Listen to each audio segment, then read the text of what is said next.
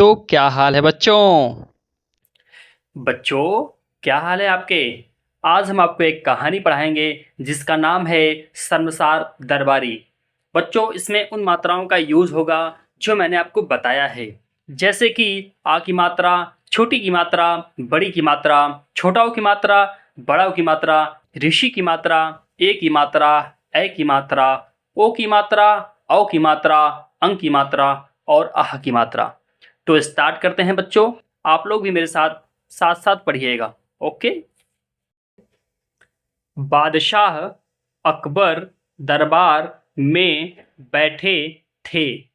दरबारी बिरबल से बहुत ही जलते थे और यह नहीं चाहते थे कि बादशाह से बिरबल के संबंध अच्छे रहें। अतः दरबारियों ने बादशाह से कहा, हुजूर, आप हर बात बिरबल से ही पूछा करते हैं। हमें कोई महत्व नहीं देते हैं। इससे हमारे स्वाभिमान को ठेस पहुंचती है। शहंशाह अकबर बोले, आप लोगों की शिकायत गलत है। बिरबल कोई साधारण व्यक्ति नहीं है। वह बहुत ही चतुर और समझदार है। कोई भी उनकी बुद्धिमत्ता के आगे ठहर नहीं सकता। यही कारण है कि हम कोई भी काम बिरबल से पूछकर करते हैं। शहंशाह अकबर की यह बात दरबारियों को पसंद नहीं आई। वे बिरबल से और भी ज्यादा नाराज हो गए। बादशाह ने दरबारियों को शांत बैठे देखा, तब उन्होंने कहा, अगर तुम सबको ऐसा लगता है कि तुम सब बिरबल से अधिक चतुर और बुद्धिमान हो, तो आज तुम सबकी बुद्धिमानी की परीक्षा ली जाएगी।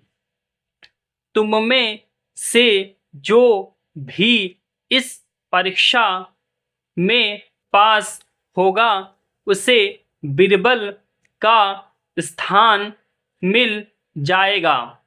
इतना बोलकर शहंशाह ने 2 हाथ लंबी दुलाई मंगवाई।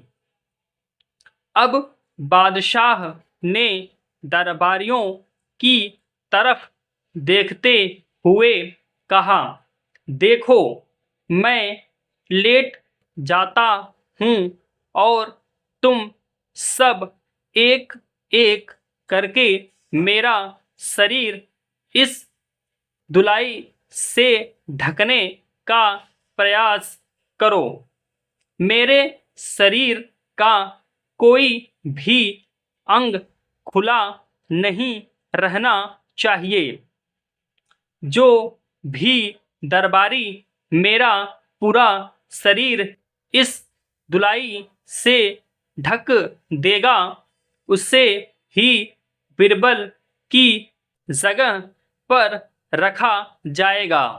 दरबारियों को मन ही मन हंसी आ गई कि भला यह भी कोई दिमाग वाला काम है। यह काम तो कोई भी कर देगा। बादशाह भरे दरबार में लेट गए। एक एक करके सभी दरबारी बादशाह को दुलाई ओढ़ाने आए, लेकिन कोई भी दरबारी उनके पूरे शरीर को दुलाई से ढक न सका। अब बादशाह उठ खड़े हुए और बोले, देखी आपने अपनी बुद्धिमानी, क्या अपनी इस बुद्धिमानी पर आप सबको इतना अभिमान था?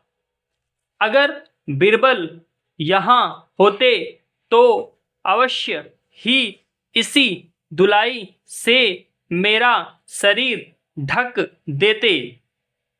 जब आप में से कोई एक भी इतना छोटा सा काम नहीं कर सकता तो दिमाग वाला काम क्या करोगे? यह कहकर बादशाह ने बीरबल को दरबार में बुलाया और बीरबल के हाथ में दुलाई देकर सारी बात बता दी। बादशाह पहले की तरह ही दरबार में लेट गए। बीरबल ने दुलाई को गौर से देखा, वह बहुत ही छोटी थी। बीरबल ने कहा, जहां पनाह आप अपने पैर सिकोड़ ले। बादशाह के पांव सिकोड़ने पर बीरबल ने दुलाई से उनका सारा शरीर ढक दिया। फिर बीरबल ने बादशाह से कहा, उतने पांव फैलाइए जितनी लंबी चादर हो।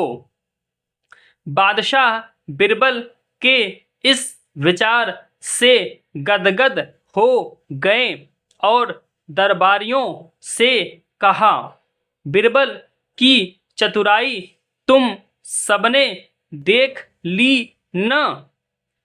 अब तो किसी को कोई शिकायत नहीं होगी।